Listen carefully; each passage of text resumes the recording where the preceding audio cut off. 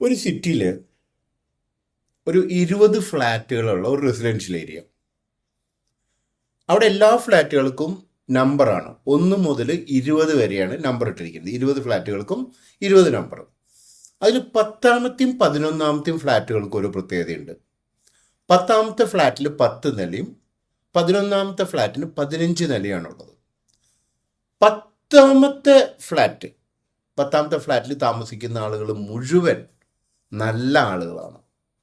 അവർ സമൂഹത്തിന് നല്ല കാര്യങ്ങൾ ചെയ്യുന്ന, മറ്റുള്ളവർക്ക് നന്മ വേണമെന്ന് ആഗ്രഹിക്കുന്ന, ആരും ഉപദ്രവിക്കാതെ വളരെ നല്ല മനസ്സോടുകൂടിയ നല്ല ആളുകളായിരുന്നു മാത്രമായിരുന്നു 10ാമത്തെ നമ്പർ ഫ്ലാറ്റിലുണ്ടായിരുന്നു.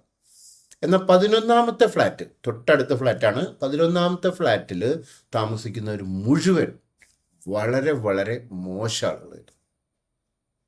അവർ മറ്റുള്ളവരെ ഉപദ്രവിക്കുന്ന, മറ്റുള്ളവരെ പറ്റി ചിന്തിക്കാത്ത, സമൂഹത്തിന് ഒരുപാട് ദ്രോഹം ചെയ്യുന്ന, ഒരുപാട് കുറ്റകൃത്യങ്ങളൊക്കെ ചെയ്യുന്ന കുറേ ചീത്ത മനുഷ്യരെ മാത്രം ഉണ്ടായിരുന്ന ഒരു ഫ്ലാറ്റായിരുന്നു 11ാമത്തെ ഫ്ലാറ്റ്.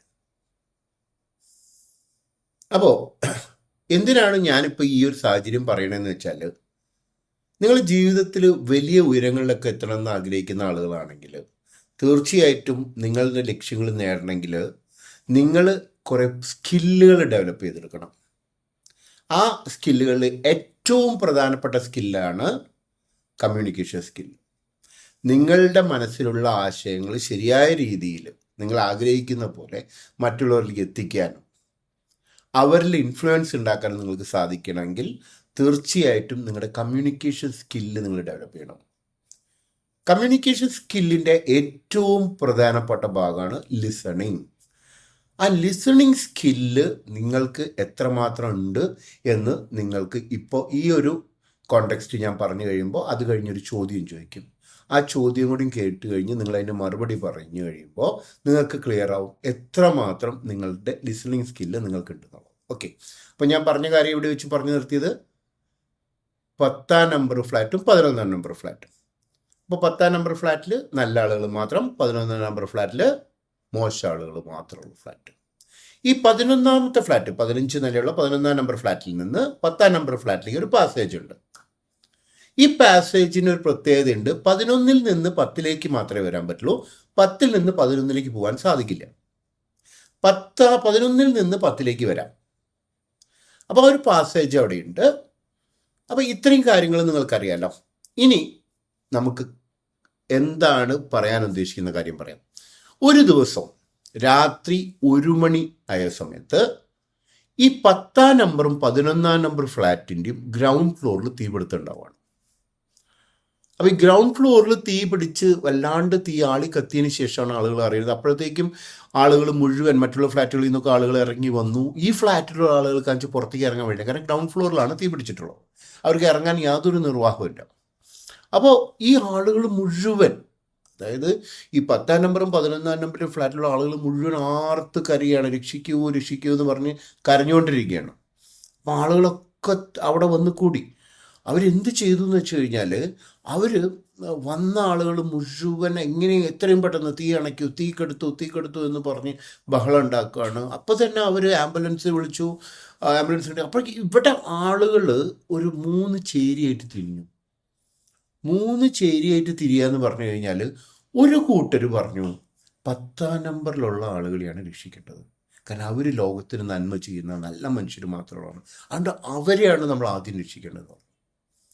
വേറൊരു കൂട്ടർ പറഞ്ഞു അങ്ങനെയല്ല, 11ാമത്തെ ഫ്ലാറ്റിലാണ് ഏറ്റവും കൂടുതൽ ആളുകളുള്ളത്, കാരണം 10ാം നമ്പർ ഫ്ലാറ്റിൽ 300 ആളുകളും 11ാം നമ്പർ ഫ്ലാറ്റിൽ 500 ആളുകളുമാണ്. അപ്പോൾ 11ാം നമ്പർ ഫ്ലാറ്റിലുള്ളവർ കൂടുതൽ ആളുകൾ അവിടെയാണ്, അതുകൊണ്ട് നമ്മൾ അവരെയാണ് ആദ്യം രക്ഷിക്കേണ്ടതെന്ന് അവർ പറഞ്ഞു. വേറൊരു കൂട്ടർ പറഞ്ഞതെന്ന് വെച്ച് കഴിഞ്ഞാൽ, 11ാം നമ്പർ ഫ്ലാറ്റ് നമ്മൾ ആദ്യം രക്ഷിക്കുകയാണെങ്കിൽ, അവിടുത്തെ തീ നമ്മൾ ആദ്യം അണയ്ക്കുകയാണെങ്കിൽ, അവിടുന്ന് നമുക്ക് 10ാം നമ്പർ ഫ്ലാറ്റിലേക്ക് കയറാനുള്ള പാസേജ് ഉണ്ടല്ലോ, ആ പാസേജ് വഴി ഇറങ്ങിക്കൊണ്ട് നമുക്ക് അവിടെയുള്ള ആളുകളെ രക്ഷിക്കാൻ സാധിക്കും. അതുകൊണ്ട് 11ാം നമ്പർ ഫ്ലാറ്റിൽ ആദ്യം തന്നെ അവിടെ തന്നെ തീ അണയ്ക്കണം എന്നുള്ള ഒരു അഭിപ്രായവും വന്നു. അങ്ങനെ 3 തരത്തിലുള്ള ആളുകൾ അവിടെ അഭിപ്രായം പറഞ്ഞു.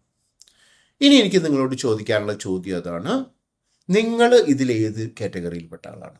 ഈ 3 കൂട്ടർ, അല്ലെങ്കിൽ നിങ്ങളുടെ അഭിപ്രായം എന്താണ്? ഏത് ഫ്ലാറ്റിലെയാണ് തീ ആദ്യം അണയ്ക്കേണ്ടത്? ഇതാണ് ചോദ്യം.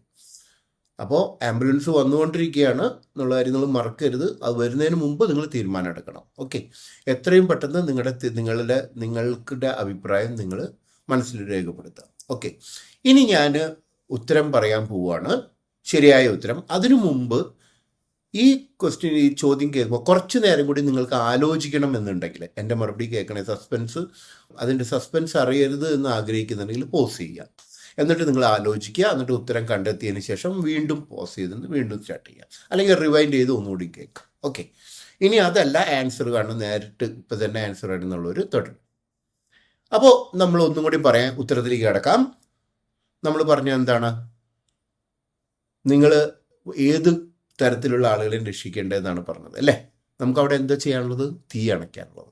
അപ്പോൾ എന്താണ് വരാൻ പോകുന്നത് അവിടെ? എന്ത് വണ്ടിക്കാണ് നമ്മളവിടെ വിളിച്ചു പറഞ്ഞിരിക്കുന്നത്? ആംബുലൻസ് അല്ലേ. ആംബുലൻസ് തീ അണയ്ക്കും? ആംബുലൻസ് തീ അണയ്ക്കില്ല. ഓക്കെ, എത്ര പേര് അത് ചിന്തിച്ചു? അതായത് ആംബുലൻസ് ആണ് വരുന്നതെന്നും ആംബുലൻസ് തീ അണയ്ക്കില്ല എന്നും എത്ര പേര് ചിന്തിച്ചു? ആംബുലൻസ് അത് ചിന്തിച്ചവരുണ്ടെങ്കിൽ നിങ്ങളുടെ ലിസണിങ് സ്കില്ല്, നല്ല ലിസണിങ് സ്കിൽ നിങ്ങൾക്കുണ്ട്. ഓക്കെ, ഇനി അതല്ല, നിങ്ങളത് ചിന്തിച്ചിട്ടില്ലെങ്കിൽ നിങ്ങളുടെ ലിസണിങ് സ്കില്ല് നിങ്ങൾ കൂട്ടാനുണ്ട്. നിങ്ങളുടെ ജീവിതത്തിൽ വലിയ വലിയ മാറ്റങ്ങൾ സൃഷ്ടിക്കാൻ ആ ലിസണിങ് സ്കില്ല് നിങ്ങൾ ഡെവലപ്പ് ചെയ്ത് കഴിഞ്ഞാൽ നമുക്ക് സാധിക്കും. ഓക്കെ, അപ്പോൾ ജീവിതത്തിൽ വലിയ വലിയ ലക്ഷ്യങ്ങളിലെത്താൻ നിങ്ങൾ ആഗ്രഹിക്കുന്ന വലിയ വലിയ ലക്ഷ്യങ്ങൾ നേടാൻ നിങ്ങൾക്ക് സാധിക്കട്ടെ എന്ന് ആശംസിക്കുന്നു. All the best.